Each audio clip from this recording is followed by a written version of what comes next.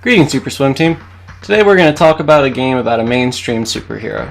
We're going old school for this one. This Spidey classic has survived the test of time to become known as a true classic amongst the Spidey fans. From meme pages to developers mentioning it nearly every time they make a new Spidey game. Be it Disney Infinity, or Lego Marvel, or Spidey PS4, nearly everyone mentions this game as an inspiration. This was Spidey's first step into the digital third dimension, and he didn't just take a step, he came in swinging. YouTuber Nakey Jakey made a video a little bit back about cheat codes in video games, and that got me thinking about one of my favorite cheat codes, What If Contest on Spider-Man 2000. Spider-Man, often called Spidey PS1 or Spider-Man 2000, was a turn-of-the-millennium platformer with beat-em-up and collect-a-thon elements, similar to other platformers from that era. This game was on PlayStation 1 and Nintendo 64 and Dreamcast and PC. This game is loaded with superhero cameos, Easter eggs, collectibles, thrills and chills, twists and turns, more supervillains than you can shake a web at, and of course, pretty solid gameplay. For Spidey fans, this was a home run, and for newcomers, it does a great job introducing the colorful cast of Spidey's world. This was actually my first introduction to a lot of the Spidey lore before I had a chance to watch the movie or the 90s animated series on syndication. This game was my introduction to Mysterio, Daredevil, Venom, the Punisher, Carnage, and even more Marvel characters in history through collectible comics. Going back to the game, I have to say, its approach to characterization is on point and really couldn't have been better. Every character is congruent and consistent with their depictions in the past comics and cartoons. To this day, Rino Romano is still my favorite Spider-Man voice actor, and tends to be the voice I read 616 Peter Parker's voice in. Ultimate Pete's voice sounds something like this. I know you get this all the time, but any of you see a big scary robot guy with a backpack? But we'll talk about that game another day. Instead of focusing on all the features, story elements, characters, and gameplay that made this game so amazing, I'm going to focus on one single feature. One cheat code that makes this game unique when placed next to other Spider-Man games. What If Mode. For those who aren't aware, in 1977, beginning with What If Spider-Man Joined the Fantastic Four, Marvel has released various comics portraying alternate universes where select storylines ended differently than the main universe. Things like Hulk, Spidey, Wolverine, and Ghost Rider founding a new Fantastic Four, Venom becoming Punisher, or more bizarre things like what if Wolverine was Lord of Vampires. Almost every issue is introduced by the Watcher, who gives us context for the universes that we're peering into. The first issue is a reference to the first issue of Spider-Man, March 1963. A part of this issue was Spider-Man attempting to audition for the Fantastic Four to help Aunt May pay rent, to which the Fantastic Four replied that they were struggling themselves and couldn't afford to employ a fifth member. My favorite Spidey What If story is Spider-Man the Other, What If. I'd love to see a follow-up to this story one day, because it's pretty dark and twisted, and the ending will leave you speechless. In the context of the game, you just go to the cheat menu, enter the magic passcode, GBHSRSPM, and upon starting a new game, levels will be altered in various strange ways.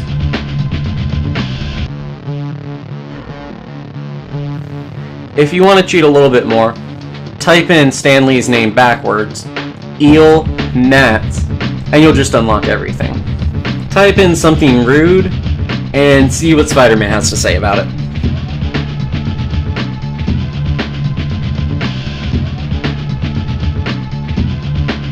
There are about 36 changes made to the game. Some aesthetical changes, a few gameplay changes, and a few lines of changed dialogue.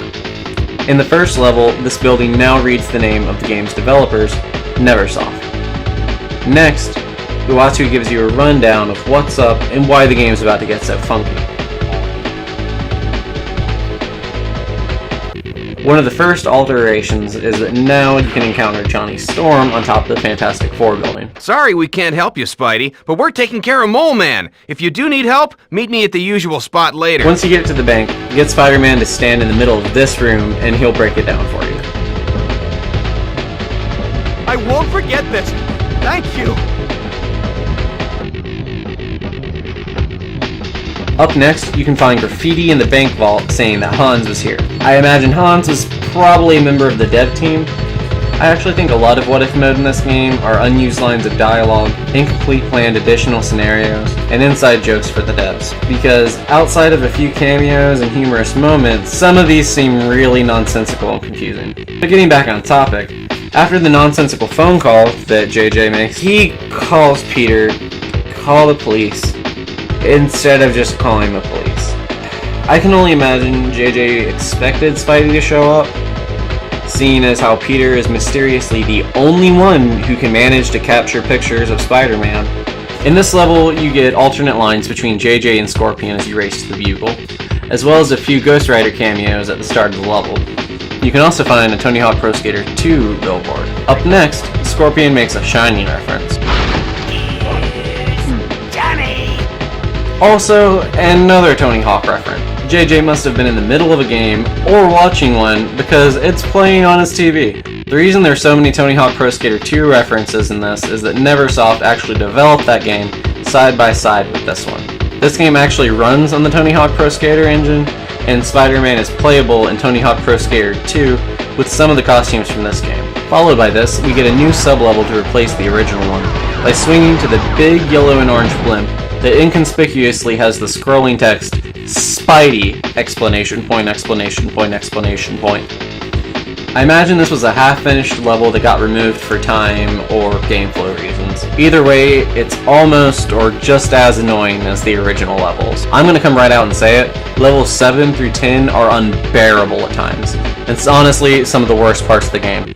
I hated them 10 years ago, and I hate them just as much now. Anyway, back to the blimp. Here we're greeted by none other than Galactus' shiny, heroic herald, the Silver Surfer, who promptly flies away and does absolutely nothing to help the very mortal Peter Parker avoid the array of bullets a helicopter less than 10 feet away are continuously firing at him. And never mind the helicopter would likely pop the balloon and kill Lord knows how many pedestrians below it in one of the most populated cities in the world.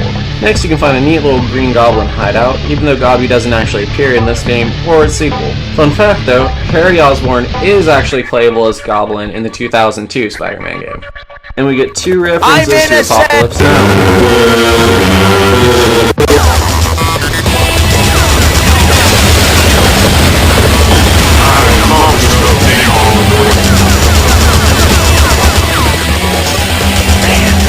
She was right. I should have stayed home today.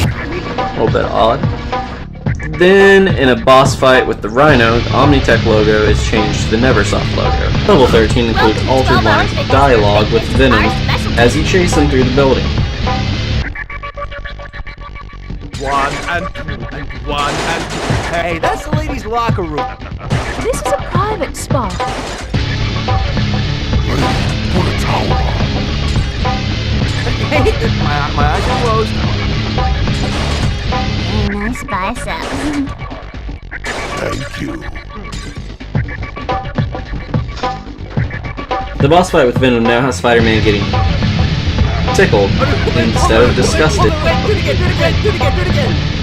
Next, one of the Lizardmen leaves you a welcoming present as you venture through Venom's den of disgust. Pop quiz, hotshot. You're on a speeding subway with mutant lizardmen raining down on you. Next, when you hop on the subway, Venom's lines What vanish, do you do? and the lizard tabloid that's normally on the subway is replaced with the words Rust Crust. Pro tip, for the subway level, pick the unlimited suit and turn invisible to avoid having to do the monotonous busy work this level wants you to do. Also, the train is numbered. In level 18, a giant rubber ducky joins the fray before you unceremoniously flush into Kingdom Come. Take that. In level 21, cold water is replaced by lava. Lava. How original. Maybe I'm crazy, but that lava looks a lot like the lava texture from Tony Hawk. I haven't double checked this, but it looks really similar to what I remember. I could be wrong though. In level 22, where Lizard normally gives you directions, he now refuses to point you in the direction you need to go after the first 2 times you ask him. Listen, dude. I'm not telling you again.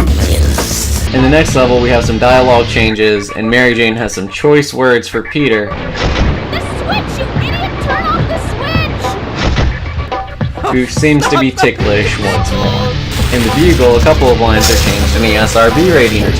Game over, man! Game over! Kill me! Please kill me! Level 25 brings us a Matrix reference. There is no speed. Given that the game came out in 2000 and was probably being developed in the year 1999, the year The Matrix came out, the multitude of these references actually makes a lot of sense, because there's several. In the next level, when Spidey falls in a printing press, he becomes an instant headline in the next day's paper. And just before we fight Mysterio, we get more Matrix references. Following this, Mysterio will have a new friend by his bowl during the boss fight. Once you get to the warehouse, check out this Marvel No Prize on one of the boxes. These are a reference to what readers would have gotten if they spotted a continuity error back in the day and mailed in a letter and told Marvel about it.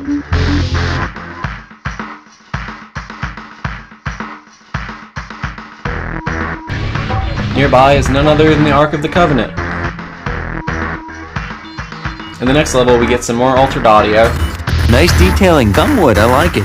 as well as an annoyingly hard race against Captain Jennings' yellow submarine. You gotta be kidding. Ahoy there, web slinger. Captain Jennings speaking. I designed this place. That's right, I built it. And now I want you to race me through it. So here's the beginning. If you can beat me through the trench, I'll tell you a secret. Deal? Ready when you are. Winning the race gets you a free cheat code. I can only imagine Captain Jennings was a developer who rather enjoyed the Beatles. Speaking of music, We have a winner. Spider-Man! I'm so happy to see you! Black Cat, what are you doing? Who's behind this? Why are you dancing? Your guess is as good as mine. The guys in the ambulance must have drugged me because the next thing I knew I woke up here, and I can't stop dancing! You've gotta get me out of here! Okay, Cat, but how?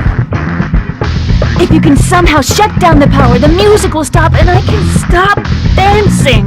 You got it, Cat.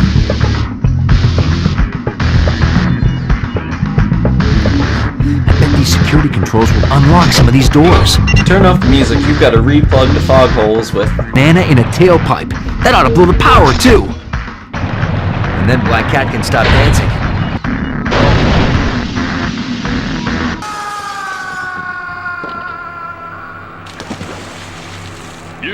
Yes, you skater down there.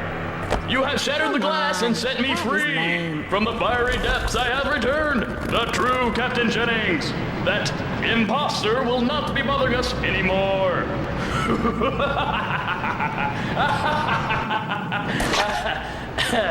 Now we're getting Yes. somewhere. For your diligence, I offer this bit of advice.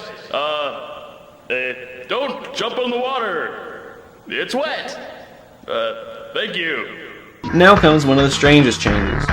Introducing and Dr. Love? Things here are all sorts of different.